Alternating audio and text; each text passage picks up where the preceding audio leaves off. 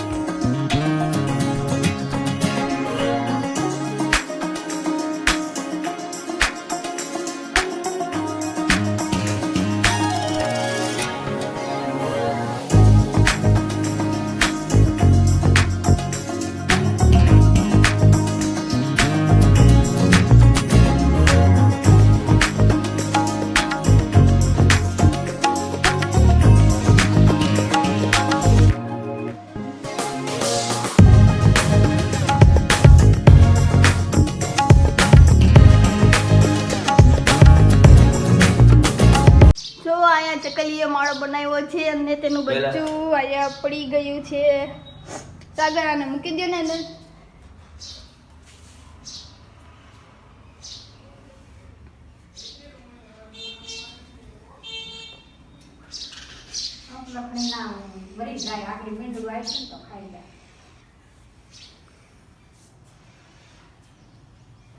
કુર્તી જોશે અંદર ઉપર જઈ જાઓ.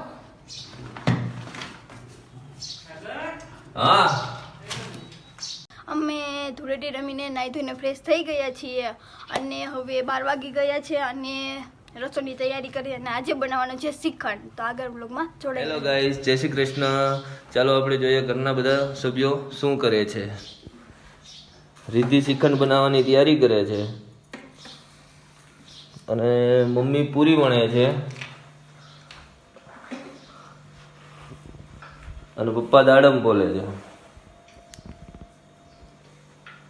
શ્રીખંડમાં નાખવા માટે.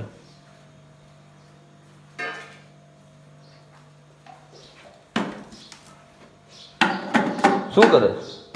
બધો ખાંડ દળું છું શ્રીખંડમાં નાખવા માટે. બહુ ગળો ન કરતી, ડાયાબિટીસ. તો શ્રીખંડ ગળ્યો છે. ડાયાબિટીસ. દીદી હવે શ્રીખંડ બનાવે છે તો આપણે જોઈએ કે કઈ રીતે બનાવે છે.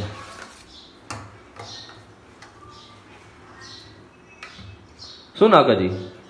દળેલી ખાંડ.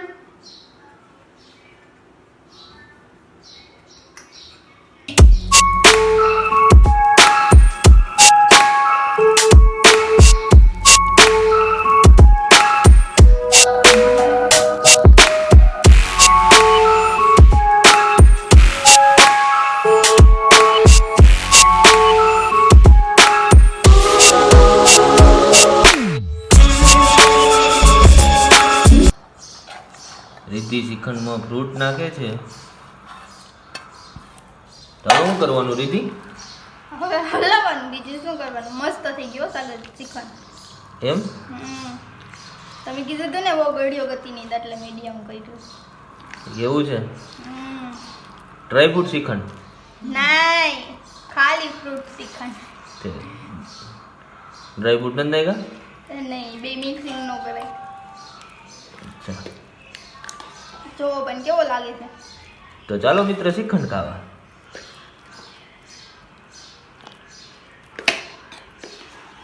તારે કઈ કહેવાનું છે? હા ના, મારે શું કહેવાનું. ચાલો શ્રીખંડ ખાવા, બીજું શું. જો વાહ, મસ્ત. તો જોવો મારું શાક, ગુવાનું શાક છે, મરચાં તળ્યા છે અને પૂરી તરવાની બાકી છે અને વેફર તળી છે. તો ચાલો ફટાફટી પૂરી તરી લઈ અને શ્રીખંડ પણ રેડી થઈ ગયો છે. પછી જમવા બેસીએ.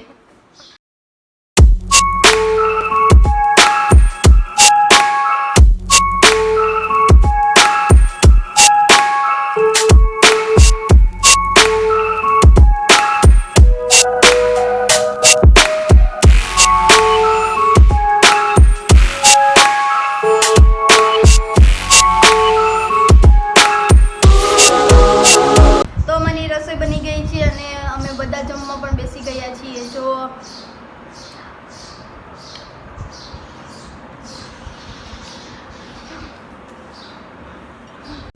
તો અમે જમીને ફ્રી થઈ ગયા છીએ. તો થોડીક વાર સુઈ જાય. તો અમે સુઈને ઉઠી ગયા છીએ અને કપડાં પણ લઈ લીધા છે. તો ચાલો ફટાફટી ઘડી કરી નાખો. તો કપડાં સંકેલીને મૂકી દીધા છે. તો હવે ચાલો કરીએ રાતની રસોઈની તૈયારી. શું બનાવો છો રીતિ? આખરી અને સેવ ટમેટાનું શાક. ટમેટાનું કરવું હતું પણ તમે કહો સેવ ટમેટા. તો સેવ ટમેટા. મજા આવે છે એવું ટમેટાનું એટલે. સેવ ટમેટાનું. જો મમ્મીએ ટમેટા સુધારી દીધા છે ને હું આખરી બનાવું પછી વઘારું શાક. એવું છે. તો રસોઈ બની ગઈ છે. જો આજે સેવ ટમેટાનું શાક, ભાખરી. તો હાલો જમવા.